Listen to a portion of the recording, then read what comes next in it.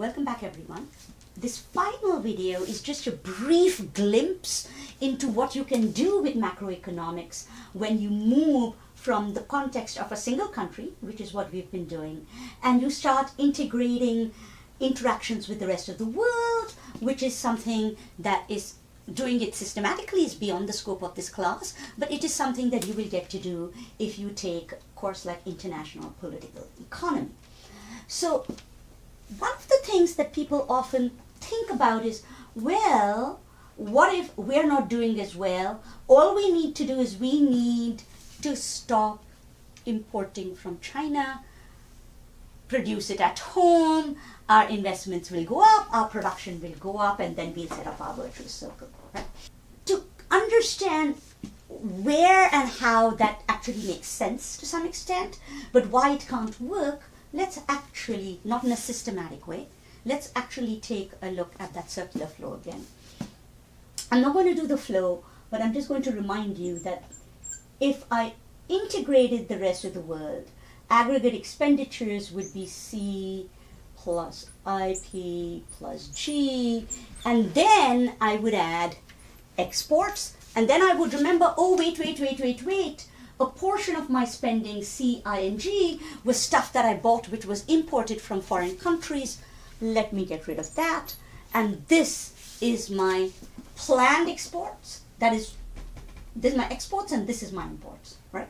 Now here's the thing to remember. My imports depend on my spending on foreign goods, right? My exports depend on foreign spending on my goods. So just because I want to export something doesn't mean I get to unless the foreigner wants to buy it.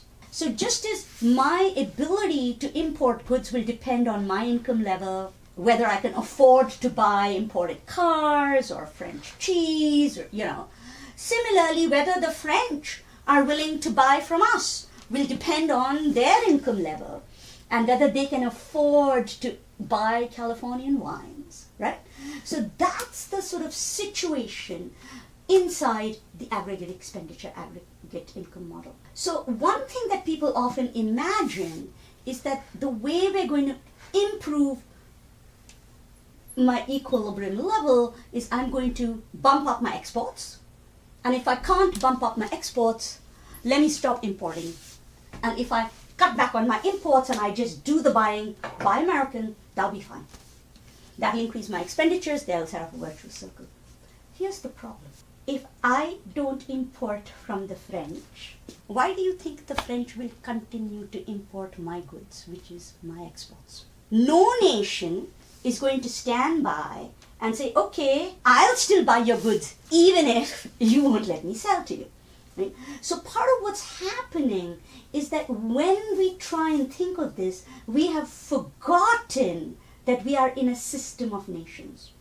And this is really what happened, one of the things that happened that intensified the Great Recession. It was a set of policies that have come to be called beggar thy neighbor policies. These were policies that said, you know what? The way I can become richer is I don't have to import from them. I can bump up my exports. I'm going to keep the wealth here. I'm going to beggar my neighbor. I'm going to make them poorer, and I'm going to stay rich. Because if I don't import from them, their expenditures are going down, and then their right?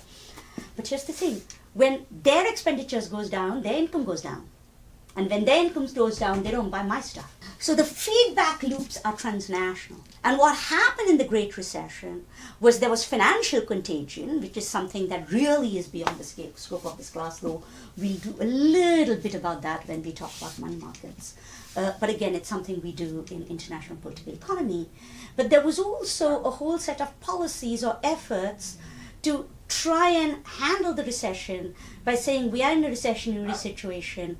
Let's focus on keeping the wealth inside. Recession that began in one country or two countries spread.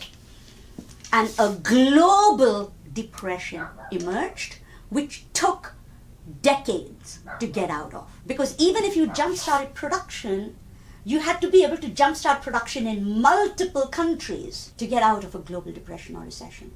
So the idea that you can actually insulate yourself from the rest of the world and figure out how to solve this problem without policy coordination at a transnational level has turned out to be one of the really difficult issues that was being handled by the US and other countries in the post-Cold War, in the post-World War II Accord, and during the Bretton Woods period.